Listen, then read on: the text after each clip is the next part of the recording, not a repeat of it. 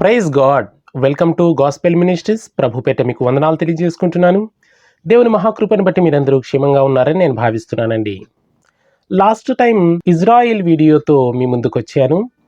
ఈరోజు కూడా అదే న్యూస్తో మీ ముందుకు వచ్చానండి. 5వ తేదీ సెప్టెంబర్ 2023 తేదీన ఇజ్రాయెల్ దేశము సౌదీ అరేబియాతో యూనిటీ డీల్ లేదా ఐక్య ఒప్పందమును సిద్ధం చేసుకోవడానికి సిద్ధపడింది లేదా సన్నద్ధాలు చేస్తున్నది అని వార్తలను మీకు వినిపించాను. అయితే అప్పుడు ప్రధానమంత్రి అయినటువంటి బెంజమిన్ నెతన్యాహు గారు మాత్రమే ఆ యొక్క ఒప్పందానికి సుముఖత చూపించారండి. జ్యుడిషియల్ వ్యవస్థ కానీ రాష్ట్రపతి గారు కానీ దానికి అంగీకరించలేదు. అయితే సెప్టెంబర్ 17, 2023 తేదీన జూయిష్ క్యాలెండర్ ప్రకారం వారికి కొత్త సంవత్సరం ప్రారంభమవుతుంది, రోష్ హషన్నా పేరుతో. ఆ కొత్త సంవత్సరానికి ముందుగా రాష్ట్రపతి గారు ఒక ప్రకటన చేశారు. అందులో ఈ యొక్క యూనిటీ డీల్ గురించి మరియు శాంతి ఒప్పందాల గురించి ఆయన కీలకమైన వ్యాఖ్యలు చేశారండి. పాలస్తీనా దేశముతో ఆయన ఈ యొక్క పీస్ అగ్రిమెంట్కు సిద్ధమవుతున్నట్లు ప్రకటన చేశారు. నేను గత వీడియోలోనే వివరించాను. ప్రభు యొక్క రెండవ రాకడ, యాంటీక్రైస్ట్ యొక్క పరిపాలన ప్రారంభము మరియు ప్రభు యొక్క రాకడకు సూచనలన్నీ కూడా ఇజ్రాయేలు దేశముతో ముడిపడి ఉన్నాయి అని. అదేవిధంగా ఈ యొక్క శాంతి ఒప్పందాలు మరియు యూనిటీ డీల్స్ ఇవన్నీ కూడాను ప్రభు యొక్క రాకడకు సూచనలుగా ఉన్నాయండి. ఈ యొక్క పాలస్తీనాతో శాంతి ఒప్పందము గత 30 సంవత్సరాల క్రిందటే జరగాల్సి ఉంది. అయితే వివిధ కారణాల రీత్యా అది పోస్ట్ పోన్ అయిందండి. అది తిరిగి ఇప్పుడు బెంచ్ మీదకు వచ్చింది. ఏం జరుగుతుందనేది మనము రాబోయే రోజుల్లో చూడాలి. అయితే దీనికి ప్రభు రెండవ రాకడకు సంబంధం ఏంటి అని మనం గమనిస్తే, ప్రభు రెండవ రాకడ ఏ క్షణం వస్తుందో మనకు ఖచ్చితంగా చెప్పలేమండి.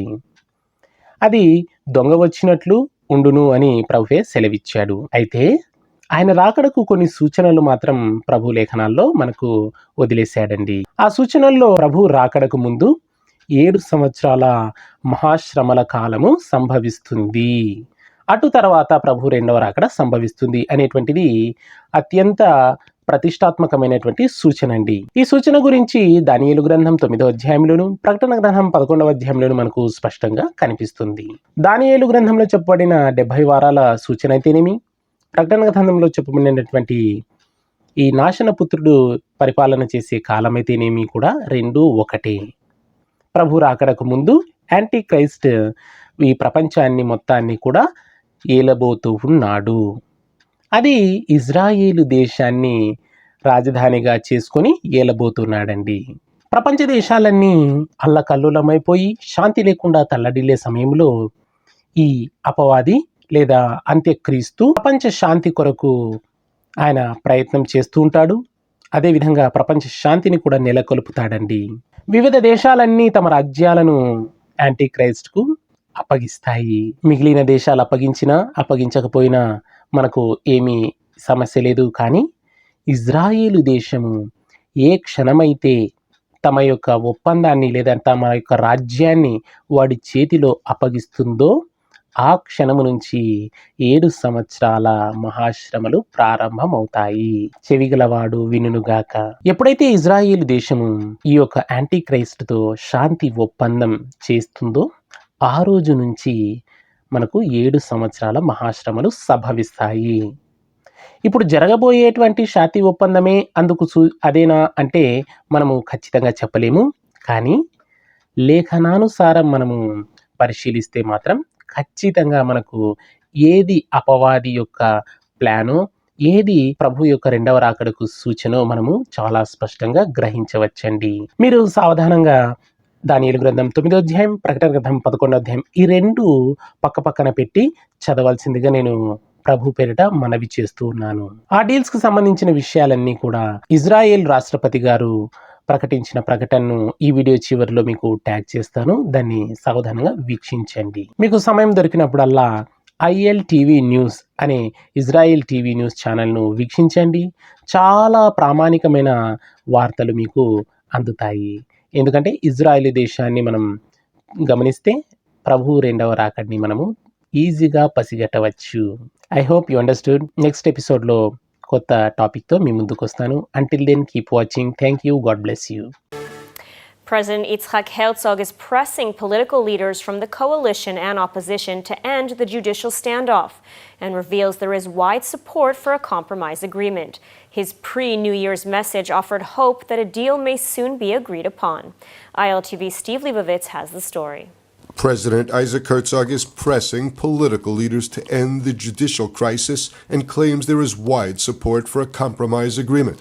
In his pre-New Year's address from the Latrun Military Museum, Herzog also warned that Israel is facing an existential threat from within and called on leaders to show backbone and make compromises on judicial reform.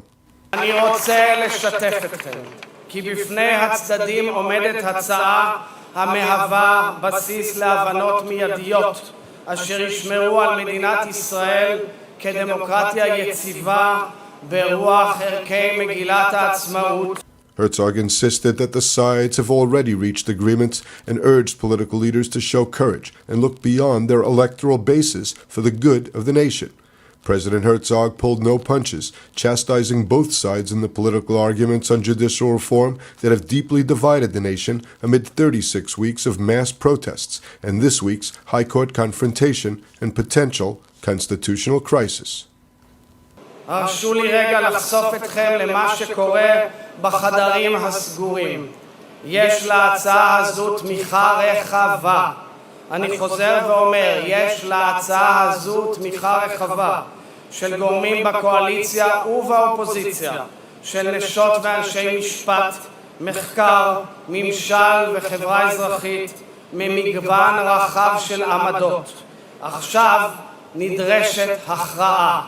עכשיו נדרשת החלטה מנהיגותית. Since March, President Herzog has been working to reach a compromise on the judicial reform issue, first offering his People's Framework proposal to replace the government's plan, and later hosting talks between coalition and opposition at his residence.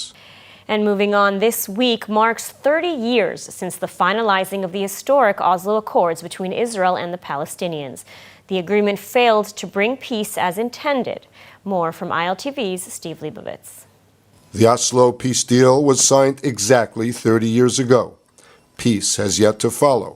The agreement followed multiple intense rounds of secret negotiations in an international bid to advance the peace process between Israel and the Palestinians.